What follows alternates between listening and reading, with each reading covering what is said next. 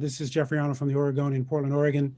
Just want to take you back real quick to your high school days with the Grant Generals. And you played for them. I don't know if you know that Mike Rimmers with the Chiefs played for Jesuit around the same time.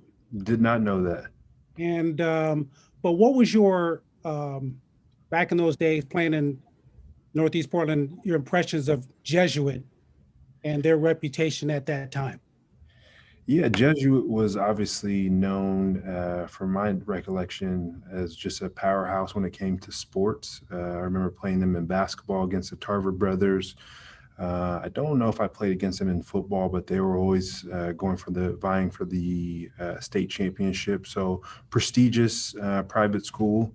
I actually considered it them in Central Catholic when, I don't know if you remember back in the day, that athletics at PIL schools may have been taken away. So I was looking at both of those schools. I think it would have been maybe my sophomore year or junior year of high school. So know Jesuit real well, and I've actually gone there a couple times post my high school career and visited because one of my close friends was the head of security there and whatnot. Thank you. Next, we'll go to Jason Leisure. And Ndamukong, there seems to be an incredible difference between how you are on the field and kind of when you get into the middle of some of the nastiness of the game and how you are away from the game, the way that you talk and the things that you're interested in. Do you think that you are misunderstood by most people? I think I would pose it in a different ways rather than saying misunderstood. I think a lot of people haven't taken the time to get to know me, and the people that have been, for lack of better words, blown away of the diversity and the ability that I have to wear multiple different caps and be well versed. So from my perspective, a lot of people know me from a physical, hardworking, blue collar football player that has gotten a lot of attention throughout his years, mostly positive, some negative. And so for really a lot of my, I guess, private life off the football field, I love to expand myself and challenge myself. And I've been able to have great mentors, which a lot of people have wanted to write articles on. But at the same time, I also keep very private in another notion of people not knowing me. Next, we'll go to Blair Toti. Hi, first of all, congratulations on making it to the Super Bowl. Thank you. You've had a really amazing athletic career. I mean, beginning in high school, playing football, basketball, doing track, doing all types of things. You actually won the Lombardi Award in 2009. Now, what would it mean for you to win a Lombardi Trophy this year? Yeah, it'd be amazing to have an opportunity to hoist that trophy and be a champion in really an ultimate team sport. So it's always one of my particular goals of first getting into this league. It was very important for me to be a part of something very, very special. And this is the second time around. And I look forward to having the opportunity to closing that out because I've been very blessed to be able to have an individual career that has many accolades, but ultimate goal is to have the team accolade, and that's the Lombardi Trophy. Next, we'll go to Benjamin Hoffman. Hi. So you, Jason Pierre-Paul, and Shaq Barrett, you've all played in a Super Bowl before. Mm-hmm. But you've also, you've each had some moments of adversity too, where there's a team moving on from you, or in Jason's case, some serious injuries. What, as a player, do you learn more from those good times, or do you learn more from the hard times? And as a leader of a team, which do you sort of translate more to the younger players? Which is something you'd talk about more? Yeah, I think you learn a lot, whether you're an athlete or just an individual, from heartache and tough times. There are things that you never forget. I'm not saying you would forget the glory days or the glory times that you may have, but without question, I think the tough times leave a lasting impression of especially something that you don't ever want to revisit again. And speaking to you, your second question of expressing your experiences and your time with the younger teammates and really underclassmen and rookies for lack of better words. Yeah, I would say you tell them about the good times, but also just kind of the progress and the way you got to where you are in reaching your success. So that's through hard work and some tough times that you've had to deal with. And like you said, teams that have chosen to move on from you, whether it's me being cut for the first time from Miami, or the first time when Detroit decided not to sign me back. So all those things play a part to your success. And I've always believed no matter what, everything happens for a reason, and I'm where I'm supposed to be. And I'm excited about where I'm at. I've been afforded a lot of good things, and it all comes together. Next, we'll go to Nate Davis. Hey, Ndamukong. I'm going to ask you a Brady question just because I'm wondering about your perspective. I mean, you were competing against him in the AFC East for a while, and then, of course, 2 years ago with the Rams, and now his teammate. Aside from the rings and the stats and all that, like what is it that makes this guy so special, and maybe how has your perspective on him changed now being a teammate of his?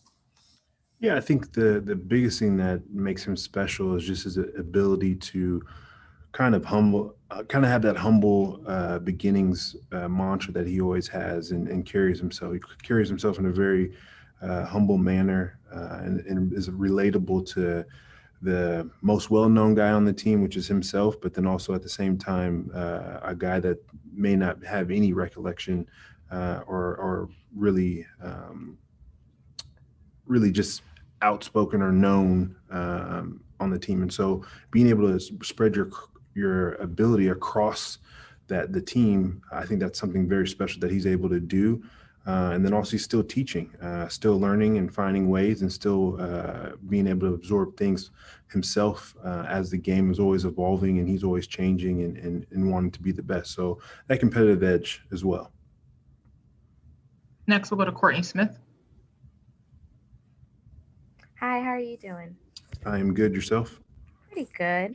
So with it being Black History Month, and then everything that, we went through this summer with the Black Lives Matter movement, I was wondering if there was any music or any specific artists that, motivated you during that time to get out there in the community. Any songs that, just had a really great message that you found yourself, you and your friends, or you and your teammates listening to draw motivation. Yeah, I think J. Cole is probably one of my favorite artists, and he speaks a lot to that, especially one of his recent albums. I'm drawing a blank on the album right now, but there's just different songs that he has that speak to just kind of generational wealth and people, rather than throwing money and doing things of that nature, just kind of educate and teach yourself about taxes and learning those different particular pieces. And so for me, I would say J. Cole, but just in general, I think I'm naturally drawn that way to find ways and educate myself to just be better, as well as pass that down to the younger generation. Next, we'll go to Cameron Buford.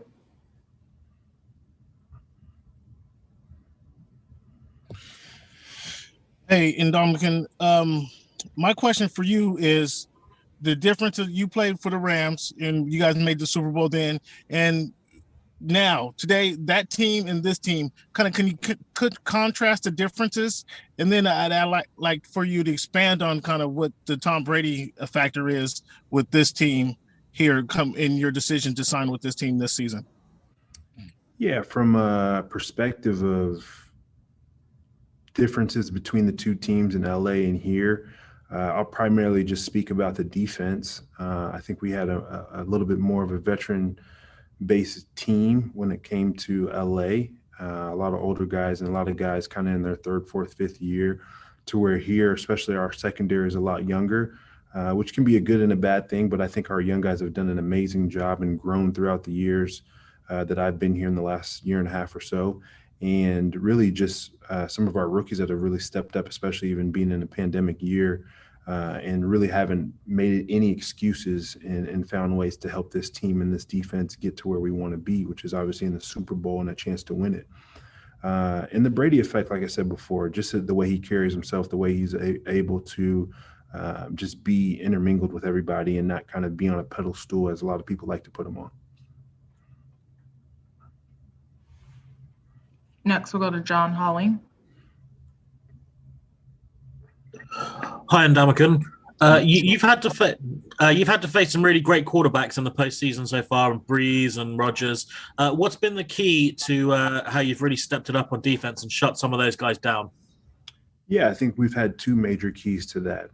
A lot of it, in my opinion, has to one, stopping the run, making these teams one-dimensional, getting the ball back to our offense through turnovers, and then being able to close out games, especially with a four-man rush, and really just being able to take care of business up front with the guys that we have. Because if we're able to do that, there's elite receivers that we've played against when it comes to especially New Orleans and Green Bay, and if we couldn't get to the quarterback, they're obviously going to score points, which they have, but we've been able to find ways to limit that and make sure we're on the winning side.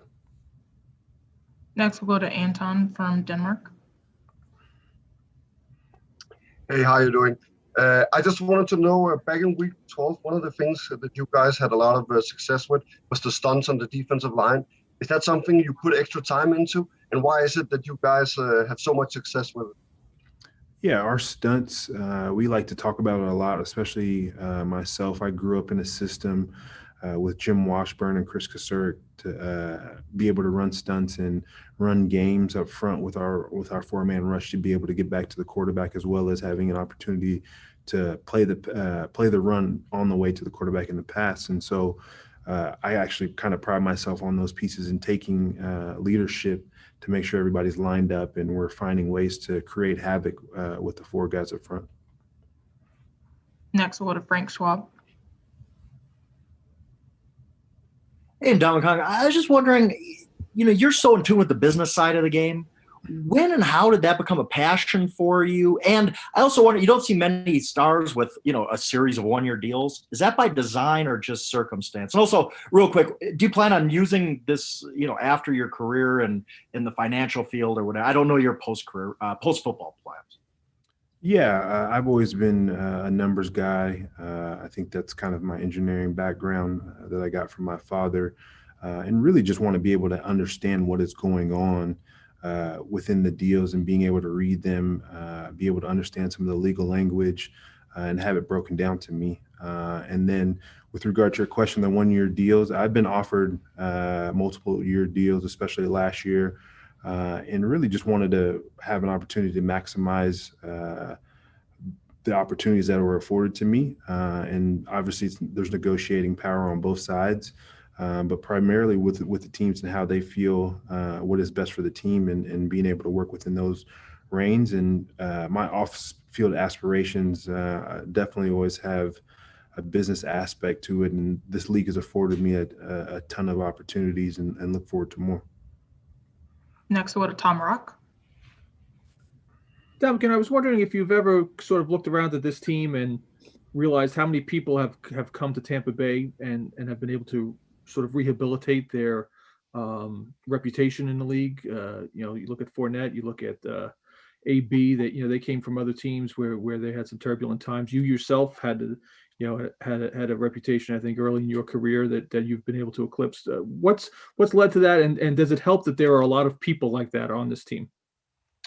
Yeah, I'm not sure with regard to the aspect of reputation and revitalizing anything. I would say we have a collectively good group here, and it's led by our coach BA, and just the way he wants our team to be, and really just allows us to all be accountable at the same time, to have ownership within this team, and not just say, hey, this is the way you got to do things. It's more of a collaborative effect where a lot of coaches kind of just are just going to be like, this is the way, or kind of get out and whatnot. So he sets boundaries and rules, and we're able to move within those as grown men. Next, we'll go to John with the Toronto Sun. Hi, Ndamukong. You're going against an offensive line this week that's patchwork. They're moving their right tackle to left tackle. They've had injuries all year. And I just wondered if there's any games that you can think of or are drawing on in your past part of your career where you think that might help what you do in approaching against playing players that maybe you haven't seen a lot on tape of the guy who's directly in front of you this week.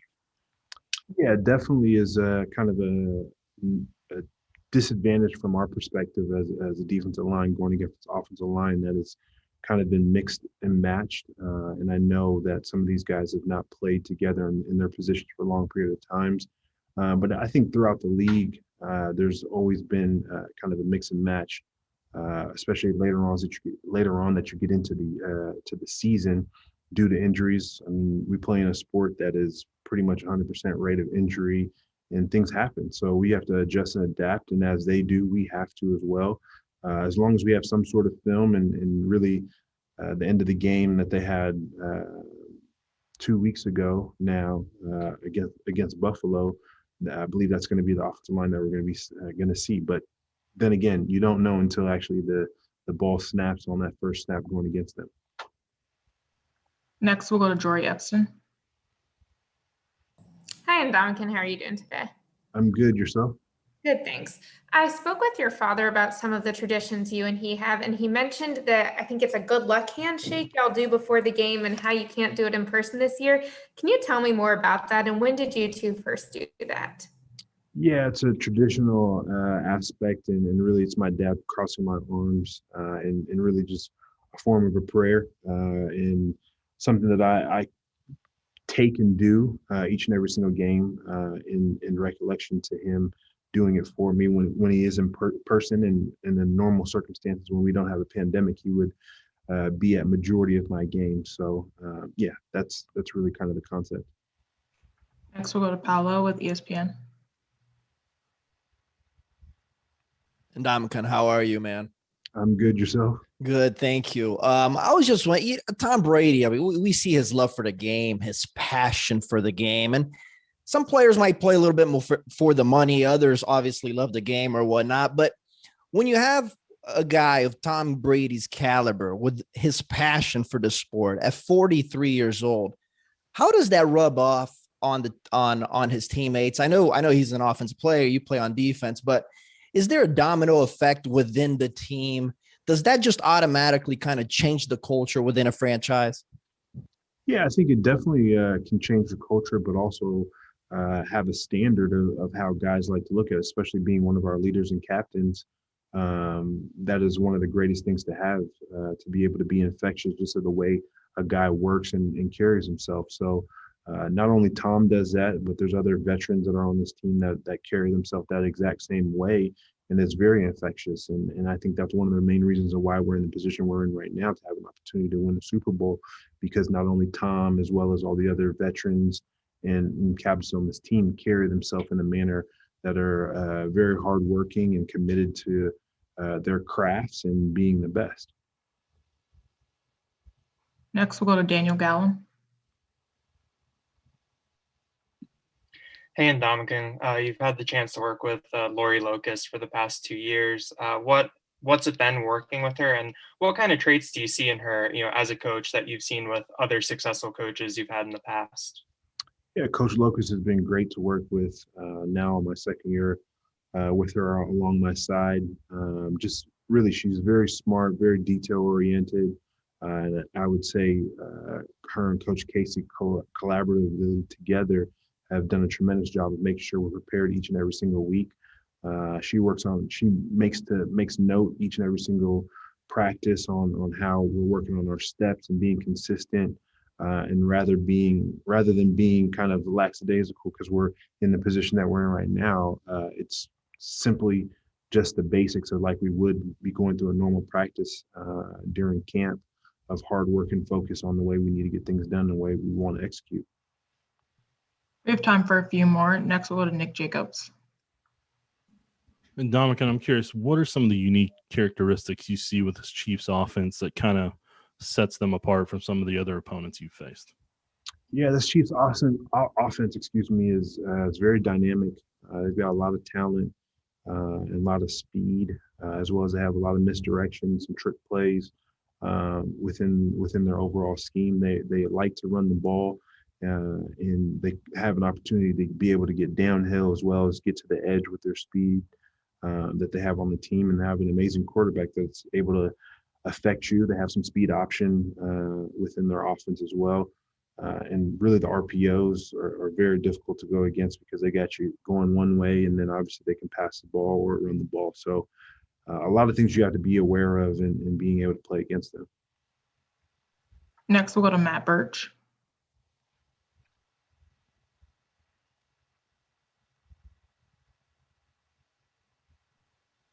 All right. Next, we'll go to Josh Allen. Hi, how are you doing today? I'm good. Yourself? Good. I just wanted to ask you the impact Vita Vea has on this line, and really the ability he does to free up you to do some of the things that you can do. And then the second part of that question: how much does money over comfort weigh into your thoughts and continuing your career? Yeah, Vita Vea has been a great player for this team, and whether that's last year or this year with him early on the season, and obviously even as late as his effects on the NFC Championship, it's great for him, for me, from a standpoint that he's able to take on double teams, and they kind of have to pick and choose where they want to double team me or him, or if they're double teaming both of us, then they have the opportunities for both of our ends to go out and make plays, as they did last game, and being able to have one-on-ones with the tackles and get sacked. So I think it's a great thing to have Vita, and I look forward to the opportunity to play with him a little bit more. And I think money is always a part of the discussion. I mean, I think that's a simple contract. I would look at it no different than somebody else looking at a normal business transaction, or them being hired for a job, and a kind of understanding it from that perspective. So I wouldn't say there's any difference between sports and in the normal business world. Next, we'll go to Christopher Heidel. Hi, thanks for taking my question today. Talk about Patrick Mahomes. How difficult is he to bring down? Because I know you're a good pass rusher over the years, and I've been watching you from afar. What do you have to do to catch up with him to make him a non-factor on Sunday? I think it's going to be very difficult for him to be a non-factor, and we understand he's very, very talented. He has good speed, good change of direction, is able to throw both sides of the ball, whether it's rolling out to his right or to his left. So for us, it's really just being in his face and not allowing him to escape. The best way to get a quarterback down is to collectively rush as a group and keep him inside the pocket. And when you have your opportunities, make sure you take your shots and you're not jumping and giving him opportunity to escape. So I think there's a handful of things that we have to do as a front, and really ultimately, first and foremost, got to shut down the run, because we'll be in a world of hurt if we're not able to stop the run and they're able to run the ball and pass the ball. Next, we'll go to Rick Stroud.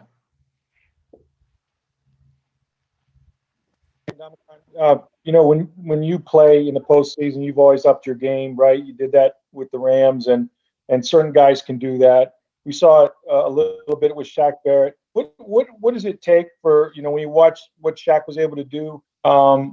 What is that element that allows guys to elevate like that? What do you think it is about Shaq that permits him to do that? I think it's the opportunities. I think in certain situations, teams focus on saying, hey, we're going to give this person an opportunity to either have them beat us or not beat us. And really, Shaq had a lot of opportunities when it came to the Green Bay game. And as I mentioned in the earlier question, from their perspective, they wanted to kind of stop us up the gut from getting to the quarterback and attacking him as we got after him early on in the game. And then it created one-on-ones for our defensive ends and outside linebackers on the outside. So they took advantage of that and made the most of it. And I think that's where you see your opportunities, and Shaq has seen his opportunities and made the most of it. Last question will come from Alec Lace. Hey, Ndamukong, I host a show called First Class Fatherhood. It focuses on fatherhood and family life. And I know Super Bowl champion would be a terrific title, but you're about to have the most important title of your life, and that's father. What's been the best piece of advice you've gotten about becoming a dad, maybe from your dad or anybody else? And what are you excited most about being a dad? Yeah, probably the best advice that I've gotten was to be patient, take everything as it comes. It's going to be definitely life-changing. And for me, I'm excited just to be able to see them come into the world. We're having twins, so double the trouble, which will be very interesting. And really, my wife and I are just excited about the opportunities, the next chapter of our lives. And I want to make sure I'm in their lives as much as possible as my father was. All right, that's all we have time for. Appreciate you taking time, sir. Thank you.